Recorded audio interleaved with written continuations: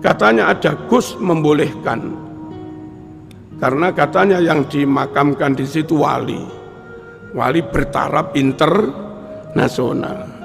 Kayaknya ada akreditasi wali. Yang jadi pertanyaan dari saya, dari mana mengkiaskan si fulan itu dikiaskan dengan ambulan? Ambulan diberi keistimewaan boleh nerobos lampu merah, memang ada kedaruratan. Apa sih katanya wali itu ada kedaruratan sampai nabrak hukum syariat? Lalu ambulan ada hukumnya resmi. Apa sudah ada undang-undang, baik undang-undang syara atau undang-undang negara yang mengecualikan si fulan itu dibolehkan? Kalau ada mana? Mohon jangan sebegitu mudahlah mengkiaskan. Mengkiaskan dua hal yang beda, itu kias batal. Kaidahnya jelas, al-qiyasu ma'al farid batil.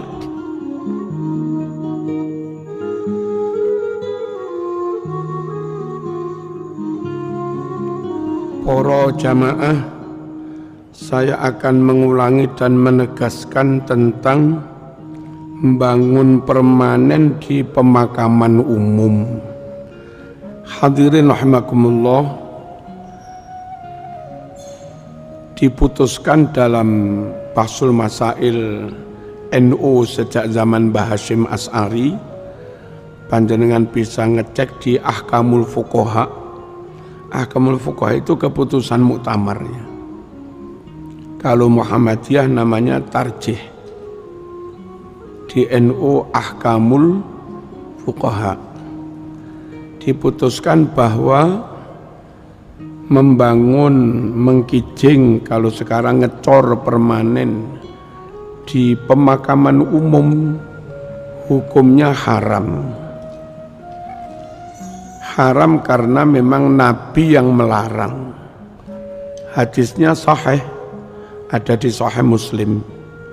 Di samping Nabi memang melarang, pelarangan bangun di pemakaman umum itu karena satu, merugikan pihak lain. Kalau makam umum sama-sama berhak dimakamkan di situ, gara-gara ada yang dicor, maka yang lain nggak bisa dikubur di situ. Itu namanya merugikan, mengambil hak orang lain, tentu dolim, haram. Yang kedua, kalau sampai dibangun megah, lalu ambil berapa meter, padahal kuburan padat, itu nanti akan menutup makam yang ada. Nah, menutup makam yang ada itu juga dolim lagi. Dolim bagi mayit, makamnya ditutupi atau dihilangkan. Dolim bagi anak cucunya mayit, anak cucunya mayit yang makam bapaknya jadi korban pengecoran, malah gak iso ziarah. Paham napa mboten? Dan nanti mereka yang ziarah duduk di atas plester, itu sejatinya mereka duduk di atas makam, karena bawahnya ada makam. Dolim maneh, kurang ajar, nggak punya toto kromo. Kuburan dilunggui, kadang yo ngentut barang. Paham nggih? Terlebih kalau itu ternyata kuburan kiai, malah dilunggui. Sementara yang dibesar-besarkan itu belum tentu sa'alim kiai ini. Jadi nggak bener membangun permanen di pemakaman umum. Paham betul ini? Terus kalau menuju ke Cungkup itu harus ada jalan. Nah, jalan itu kadang juga dengan menutup makam. Berapa puluh makam jejer-jejer kena tutup paving atau cor. Kelihatannya mereka lewat jalan, tapi sebetulnya menginjak-injak makam. dan mereka manusia diinjak-injak, itu menistakan kehormatan manusia. Mereka anak bangsa, orang pribumi diinjak-injak, itu merendahkan martabat kaum pribumi. Paham no pembetan? Bahkan banyak di antara mereka yang kiai, makamnya ketutup jalan di paving ini, diide-ide. Ini merendahkan ilmu, merendahkan derajat kiai. Ini tentu lebih, maaf, mungkin kurang ajar. Ya, paham no pembetan ini? Enggak benar para rawuh. Nah, sampean yang muhibbin habaib atau tidak muhibbin, ayo memutuskan hukum berdasar dalil syara'. Jangan berdasar like and dislike. Jangan berdasar boloni sopo.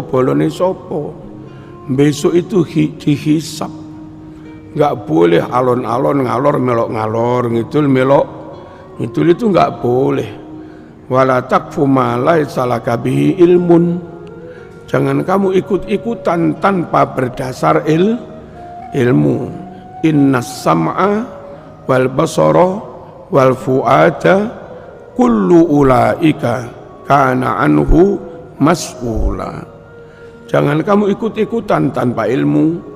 Harus buka mata, buka telinga, buka hati, buka pikiran untuk mencerna, memahami, menganalisa, mempilah mana yang hak, mana yang batil, baru melangkah. Kalau syukur melangkah saja tanpa proses membuka mata, membuka telinga, tanpa proses mencari data, tanpa proses menverifikasi, tanpa proses menganalisa, asal ikut saja, lo besok dihisab mas. Karena anhu mas'ula, besok bakal dimintai pertanggung jawaban, dihisab. Jadi mohon tanggalkan untuk masalah hukum, tanggalkan soal bolo-boloan sopo, bolo Quran, bolo sunnah, bolo kanjeng Nabi. Yang sesuai dengan Quran sunnah, yaitu yang benar. Dan kalau ternyata yang benar sesuai Quran sunnah A, ya kita harus A. Dan kalau ada orang itu A karena sesuai dengan Quran sunnah, ojo dituduh kuwi bolone kuwi, aja ngono.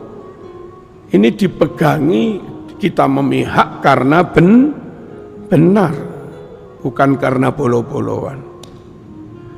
Lalu ada, kalau ndelok YouTube niku, katanya ada Gus membolehkan, karena katanya yang dimakamkan di situ wali bertaraf internasional. Kayaknya ada akreditasi wali ini. Kayak kampus, ada kampus nasional, ada kampus bertaraf internasional. Ini no wali bertaraf. Yang saya dengar ketika lurahnya nanya ke Gus itu,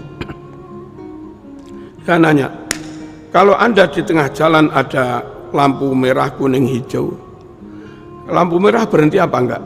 Berhenti. Tapi ada yang enggak perlu berhenti, ambulan. Itu memang punya hak istimewa kayak ambulan. Boleh nggak berhenti, nerjang aturan umum. Artinya boleh dibangun di pemakaman umum karena punya dapat perlakuan khusus, privilege kayak ambulan. Yang jadi pertanyaan dari saya, dari mana mengkiaskan si fulan itu dikiaskan dengan ambulan? Ambulan punya diberi keistimewaan boleh nerobos lampu merah, memang ada kedaruratan. Apa sih katanya wali itu ada kedaruratan sampai nabrak hukum syariat. Lalu ambulan ada hukumnya resmi. Apa sudah ada undang-undang, baik undang-undang syara atau undang-undang negara yang mengecualikan si fulan itu dibolehkan? Kalau ada mana? Lalu bahwa ambulan itu boleh nerobos lampu merah memang untuk kemaslahatan orang banyak pasien. Kalau nggak boleh nerjang, ya pasiennya selak mati. Apa dengan dimakamkan di situ yang katanya wali itu terjadi kemaslahatan umum, atau malah menginjak-injak makam kaum pribumi? Halo, mohon jangan sebegitu mudahlah mengkiaskan dua hal yang beda. Itu kias batal. Kaidahnya jelas, al-qiyasu ma'al farid batil. Mengkiaskan dua hal padahal ada perbedaan, itu kias yang batal.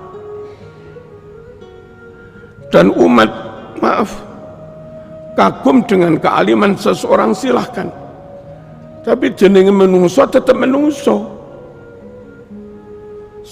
99 benar, tapi mungkin sekali juga pernah salah, wong jenenge menungso.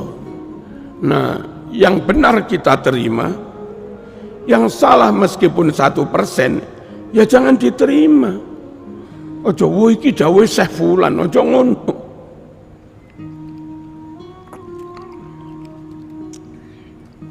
Syekh Fulan yang nggak ngerti tentang kimia, dawuh iki haram karena alasannya mengandung apa, tripsin atau ya apa. Lalu ada guru SMP, guru kimia, sebelum menyatakan haram atau halal, guru ini ngecek di laboratorium, sampel air itu dibawa ke lab, diberi cairan kimia untuk memisahkan unsurnya. Ternyata dicoba berkali-kali, sama sekali nggak ada unsur yang haram itu. Semua unsurnya air H2O, ya kan? Terus plus apalah yang semuanya halal. Ini hanya guru SMP, tapi sudah ngecek, lalu mengatakan halal. Ini syekh besar yang seakan nggak pernah salah, tapi kali ini dia bilang haram, katanya ada unsur itu, padahal nggak ada. Maka jangan ragu mengatakan kali ini pendapatmu salah, meskipun itu syekh besar. Paham nopo mboten? Mboten oleh para rawuh. Pokok syekh kuwi mesti bener. Iya lek Nabi maksum, nggak mungkin salah wong Kanjeng Nabi. Andai pernah khotok, tersalah, luput, segera ada peringatan dari Allah. Niki menungso meskipun jubai gede duduk maksum. Nah, kita perlu para rawuh berpikir kritis ngene. Bukan untuk mengkritik ulama, bukan. Tapi sekali lagi beliau dawuh di bidang yang menjadi bidang keahliannya apa enggak? Kalau dia dawuh di bidang yang memang menjadi bidang keahliannya, oke lah. Tapi kalau ulama besar atau gus besar itu dawuh di sesuatu yang tidak menjadi bidang keahliannya, ya saya pamit akan lebih mendengar dawuhnya orang lain yang memang itu ahli di bidang itu. Paham napa mboten?